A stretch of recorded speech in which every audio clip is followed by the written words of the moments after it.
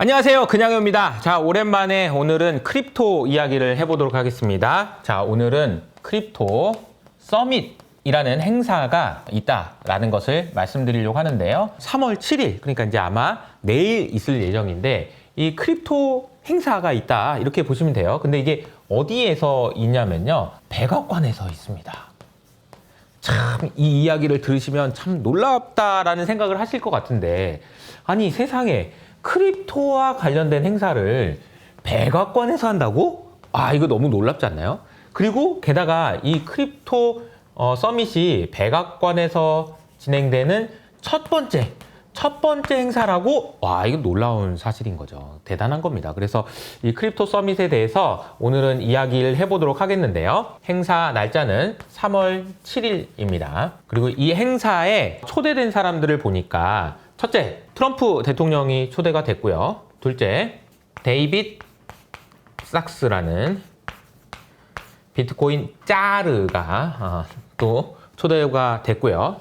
그리고 여러분 잘 아시는 마이클 세일러라는 마이크로 스트래티지의 CEO도 초대를 받았습니다. 그리고 잘 아시는 코인베이스의 CEO도 초청을 받았어요. 그래서 이런 분들이 모여서 어떤 이야기를 할 건지, 그리고 이런 분들이 모여서 하는 이야기가 어떤 의미가 있는지를 오늘 설명을 드리겠는데, 사실은 제가 말씀드렸던 대로 아니 크립토 서밋이 첫 번째로 백악관에서 있다니까요.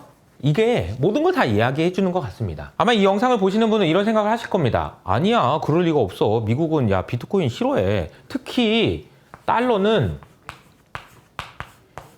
비트코인 진짜 싫어해 라는 생각을 하실 텐데요.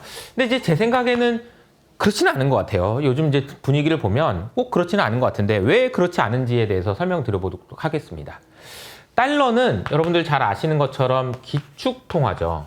기축통화라는 이야기는 달러를 전 세계인들이 함께 사용한다라는 의미를 갖고 있습니다.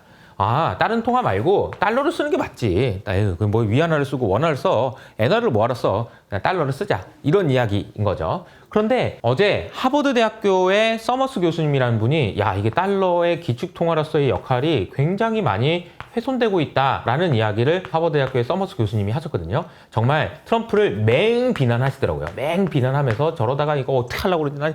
아우, 정말 무섭다, 무서워. 뭐 이런 식으로 이제 이야기를 하셨습니다. 근데 그 이유가 이런 거예요. 달러의 가치가 훼손되고 있다. 기축통화로서의 가치가 훼손되고 있다는 얘기는 서머스 교수님이 얘기하지 않더라도 작년부터 저도 계속 말씀드렸던 거죠. 왜냐하면 첫 번째로 사용처가 점점 줄어든다라는 게 있습니다. 아무래도 중국을 디커플링 하다 보니까 미국하고 거래도 하지 않는데 뭐하러 중국이랑 거래하는데 우리가 왜 달러를 써야 되지? 라는 생각을 하는 사람들이 많아질 수밖에 없다는 점. 그리고 외환 보유고라는 측면에서도 보면 아니 우리가 러시아처럼 보니까 나중에 어떻게 미국한테 좀 밉보여가지고 그냥 달러로 저장해 놓은 그거 못 가져가게 하면 어떡하냐? 우리 뭐 달러로 저장하지 말자. 이런 이야기가 나온다든지, 이런 이야기는 결국은 기축통화로서의 지위를 훼손시키는데 결정적인 역할을 하고, 사실 어떻게 보면 트럼프가 관세를 매긴다든지 더 강한 그런 어조를 보인다든지 하는 것은 결국은 달러의 기축통화로서의 지위를 위협하는데 안 좋은 영향을 준다라고 볼 수도 있습니다. 게다가 최근에 나오는 이야기는 이겁니다. 자, 미국이 여기 있어요. 그래서 미국의 영향력이 진짜 큽니다. 이렇게 미국의 영향력이 정말 커요. 그래서 무슨 얘기가 나왔었죠? 우리가 잘 아시는 것처럼 이런 이야기가 나왔었죠. 미국은 예외입니다. 전 세계 모든 나라를 통틀어서 그냥 미국은 예외예요. 예외. 미국은 그냥 짱이에요. 단 그런 소리 하지 마세요. 다른 소리 하실 필요도 없어요. 그냥 미국이라니까요. 미국. 그럼 미국, USA 뭐 이런 거죠. 근데 이제 미국이 이런 역할이 점점 위축되고 있는 거 아니야? 위축되고 있는 거 아니야? 라는 이야기들이 지금 나오고 있는 상황인데, 그 결정적인 역할을 하는 것이 여기에는 중국이 되겠습니다. 중국이 자꾸 부상하다 보니까 아유 잠깐만, 미국 입장에서도 여러 가지 고민이 되는 거죠. 아니 내가 과거에는 압도적인 1등이었는데 글로벌 넘버원도 이게 넘버원이었는데 요즘에 보니까 중국이 하는 걸 보니까 트럼프 입장에서 봐도 야 중국 저거 내가 압도적인 1등은 안 될 것 같은데, 물론 계속 미국을 더 그레이트하게 만들긴 할 텐데 중국이 너무 치고 올라오니까 이거 압도적 1등은 못할 것 같아. 그래서 옛날에 내가 압도적 1등일 때는 사실은 자유무역이라는 거 있잖아. 이 자유무역이라는 거 정도는 그냥 공공재로 그냥 알았어. 니네 공짜로 해라. 자유무역. 알았어. 나는 내가 글로벌 1등인데 뭐 그 니네들 무역하는 거 거기다가 뭐 에휴 됐어. 괜찮아. 라고 이야기할 수 있는 힘이 있었지만 압도적인 1등의 위치가 좀 위협받고 있다 보니 자유무역 하는 것도 옛날에 공짜로 줬던 거를 돈을 받으려고 하는 거죠. 이걸 우리가 뭐라고 얘기하는 겁니까? 관세라고 이야기하는 거잖아요. 트럼프의 관세는 그러니까 미국이 압도적 세계 1위가 아니라는 데에서부터 시작된다라는 것도 여러분들이 아셔야 됩니다. 자, 이 내용을 보시면 결과적으로는 미국과 중국의 위치, 이렇다 보니까 자유무역도 못하게 하고 관세를 받아야 되는 상황인데 달러의 가치마저, 달러의 기축통화로서의 지위마저 위협받는다면 이건 진짜 큰일이죠. 그러면 절대 안 되는 일일 텐데 그러면 무슨 생각으로 트럼프는 백악관에서 크립토 서밋을 하는지 이 부분에 대한 설명을 해보도록 하겠습니다. 자, 원래 사실은 달러가 이런 식으로 기축통화로서의 지위를 위협받았을 때가 또 있었습니다. 언제 있었냐면요.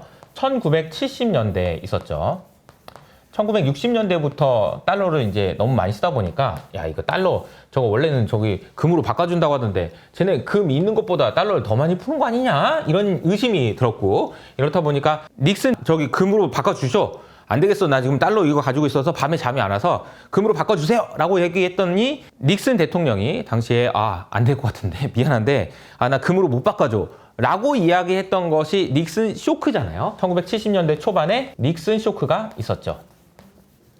그래서 이 닉슨 쇼크 이후로 나왔던 얘기는 뭐냐면 달러의 사용처를 늘려야 된다라는 이야기가 나옵니다. 야, 달러가 사람들이 금으로 안 바꿔준다고 그러니까 무서워가지고 좀 달러를 안 쓰는데 이 달러를 사용할 수 있는 무엇인가 없을까라고 얘기해서 나온 거. 그래서 나와서 출연한 것이 페트로 달러라는 개념이죠. 자, 사우디와 미국이 만나서 형씨 저기 사우디에 그 기름 많은 거 있는데 그 기름 앞으로는 저기 달러로만 계산합시다. 달러 말고 뭐 할 거 없잖아. 어차피 뭐 유로화 없었잖아 그때. 엔화? 안 되지. 뭐 원화로는 못 하잖아. 그러니까 달러로만 거래하는 걸로 해.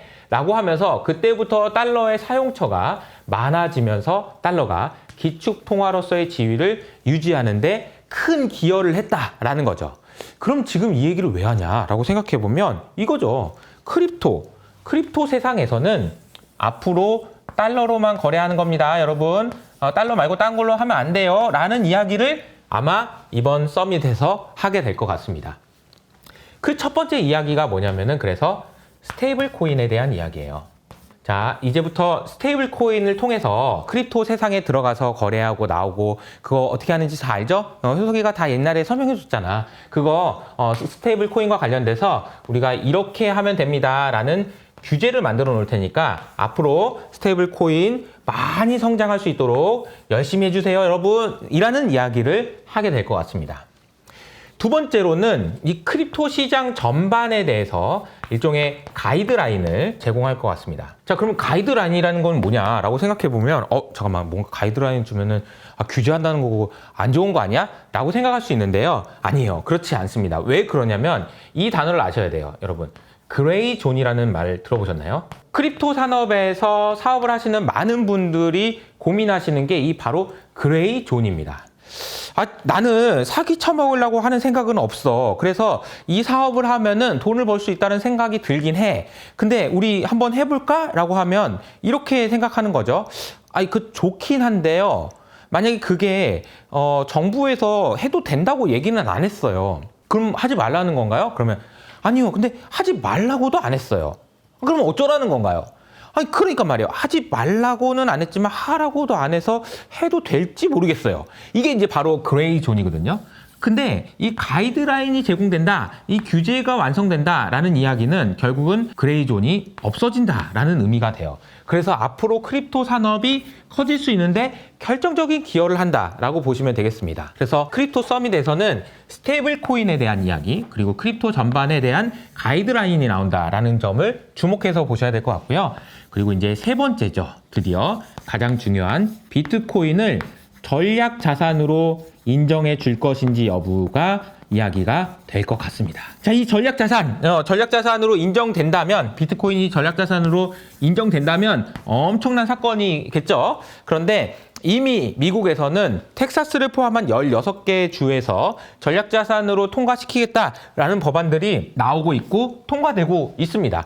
아마 이번에 나오는 이야기들은 연방정부 차원에서 전략 자산으로 선택할지 여부가 나올 텐데, 당장 나올지 여부는 저도 잘 모르겠어요. 하지만 이걸 전략자산으로 한다면 어떻게 회계 처리를 할 건지, 그리고 전략자산으로 하기 위해서 무엇이 필요한지 등등의 이야기는 나올 것 같습니다. 그래서 전략자산에 대한 논의가 계속된다라고 이해하시면 되는데, 문제는 뭐냐면 전략자산으로 삼는다라고 하면 이런 질문을 하시는 분들이 있는 것 같아요. 자, 비트코인 가격이 그러면 미국 정부 입장에서 오르는 게 좋은가요? 아니면 빠지는 게 좋은가요? 이 둘 중에 어떤 경우에 미국 정부가 기분이 좋을까요? 비트코인이 오르는 게 좋을까요? 아니면 빠지는 게 좋을까요? 그럼 이 질문을 한번 해보면 됩니다. 여러분이 지금 가지고 있는 테슬라, 팔란티어 이런 주식 있잖아요. 이런 주식 오르면 기분이 좋아요? 빠지면 기분이 좋아요? 말 같지도 않은 소리 하고 있어. 오르는 게 좋지 라고 생각하시는 분도 있겠지만, 아니야, 나는 이제 막 사기 시작해가지고 앞으로 주식을 더 많이 살 거야 라고 하시는 분들 입장에서는 빠지면 뭐 나도 이제 더 사면 되니까 라고 생각할 수 있어요. 근데 사실 솔직히 말하면 빠지면 좋다라는 게 아니고, 뭐 적당하게 조금씩 너무 급하게 오르지 않으면 나도 더 사고, 그래서 가격도 오르는 거, 이게 제일 좋지 않겠어요? 그래서 제가 생각할 때는 미국 정부에서 발표하는 비트코인 전략 자산과 관련된 이야기는 이런 내용일 것 같습니다. 비트코인 가격이 너무 갑자기 많이 오르진 않지만 비트코인의 가격이 영원히 되거나 아니면 심각하게 훼손돼서 비트코인이 지구상에 없어지는 일은 없을 거라는 확신을 아마 미국 정부에서 주는 방향이 가장 유력한 방안이 아닐까라는 생각이 듭니다. 그런 거 어떻게 하면 할 수 있죠? 라고 생각해보면 여기서 한번 답을 찾을 수 있을 것 같아요. 예를 들자면 자사주 매입 같은 거죠. 여러분, 자사주를 매입하면요, 주가가 오르나요, 빠지나요? 근데 자사주를 매입하더라도 주가가 안 오르거나 빠지는 경우가 있습니다. 그게 왜 그러냐면은 자사주를 매입하긴 하는데 그냥 일회성으로 사는 거죠. 그리고 산 다음에 소각도 안 하고 그걸로 나중에 뭐 할지 모르겠어. 이럴 때는 자사주를 매입하더라도 주가에 반응이 없습니다. 메리츠 금융도 그랬어요. 메리츠 금융이 처음에 자사주 매입한다고 했을 때부터 주가가 막 급등했던 건 아닙니다. 그런데 메리츠 금융이 자사주와 관련된 공시를 한 이후로 주가가 오르기 시작한 시점이 있었는데, 그때 뭐였냐면, 앞으로 자사주는 우리가 특별한 거 없으면 내가 생각하는 것보다 주가가 더 싸면 계속 살 거예요 라고 이야기하는 순간부터 주가가 계속 오르기 시작했거든요. 예를 들자면 메리츠 금융의 주가가 9만 원인데 우리가 12만 원 될 때까지는 자사주를 계속 살 겁니다. 돈 생길 때마다 살 거예요 라고 이야기하면서, 왜냐면요, 주식 사서 무서워서 그런 게 아니고요, 내가 생각할 땐 12만 원이 적정가거든요. 근데 9만 원이잖아요. 그러면 이거는 30% 먹는 거잖아요. 그래서 내가 돈을 가지고 사업을 하더라도 30%를 남겨먹지 못할 것 같아. 그 자신이 없어. 그래서 나는 주식을 사는 게 훨씬 더 안전한 것 같아. 그래서 주식을 살 거예요. 그런 얘기를 하면은 이 사람들 계속 주식을 사겠구나 라는 편안함을 주고, 이러면 메리츠 금융의 주식처럼 주가가 안정적으로 계속 올라가는 것처럼 비트코인의 가격도 계속 안정적으로 올라갈 수 있을 거다. 즉, 다시 말하면 비트코인이 전략자산으로 됩니다. 그래서 비트코인 가격이 폭등하는 그런 흐름을 미국 정부에서 원하는 것이 아니고 적당한 속도로 꾸준히 올라가는 그런 방향을 찾지 않을까라는 생각을 말씀드립니다. 최근에 비트코인 가격이 많이 흔들려가지고 고생도 많이 하셨을 텐데, 뭐 저도 그렇습니다. 마음고생을 좀 했어요. 그런데 장기적으로 봤을 때 크립토에 대한 저의 생각이 바뀐 게 있냐? 전혀 없고요. 크립토 산업은 이러저러한 이유 때문에 계속 커질 것이고, 상징적인 행사, 즉 백악관에서 첫 번째로 열리는 크립토 서밋에 대해서 미리 알아봤으니까 이 행사에서 어떤 일이 벌어지는지 같이 한번 지켜보시고, 자, 오늘 내용이 좋으셨다면 좋아요와 구독 버튼을 잊지 마시고요. 지금까지 그냥이었습니다.